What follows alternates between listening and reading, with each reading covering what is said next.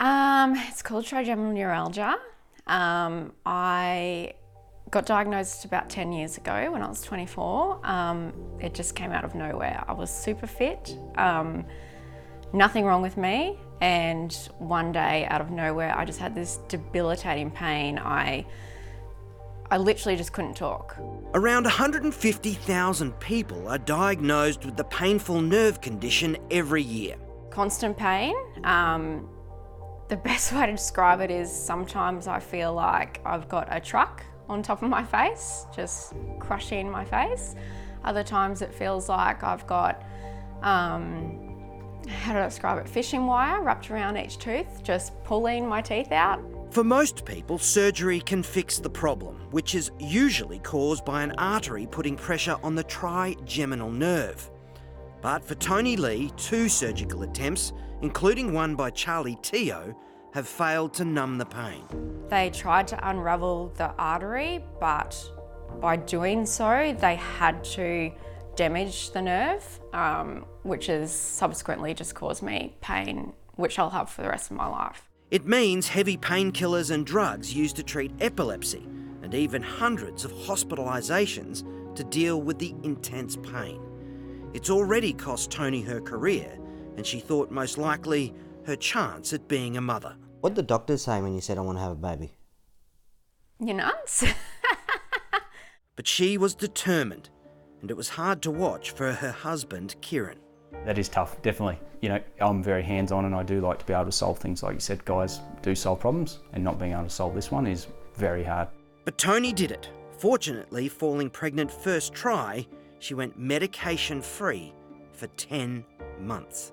Put myself into a chronic pain clinic, and they taught me a lot of different ways to manage pain, and I managed to do it, but towards the end of the pregnancy it was so difficult. It's all well and good saying going for a walk and breathing and everything, but you know, you can only do that for so far when you've got this kind of pain. It became a battle of sheer willpower. I was a hermit, like you. I was laying down every day.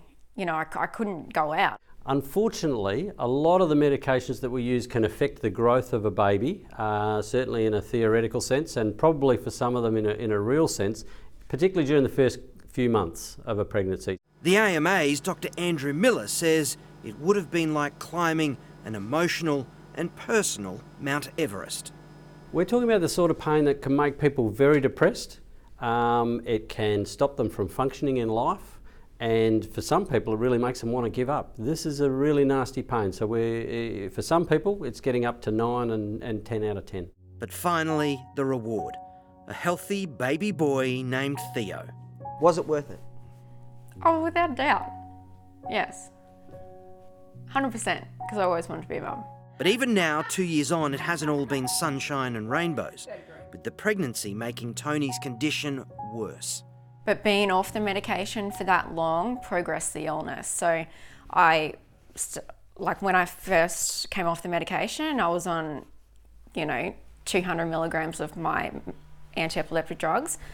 Then when I had him, I'm now on double. It means Theo will be an only child.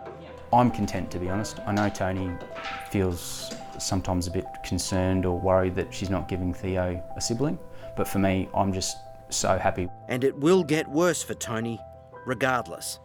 I'm hoping that, medical science always gets, every year I'm hearing about something different, and every year I'm trying something different. They're not working, but surely there's going to be something that does work.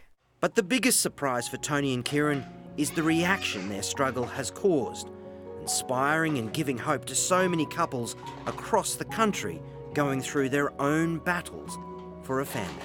It's been great getting other young mums coming to message me and say, you know what, you're giving us hope that we too can become mothers. So yeah, it's been good.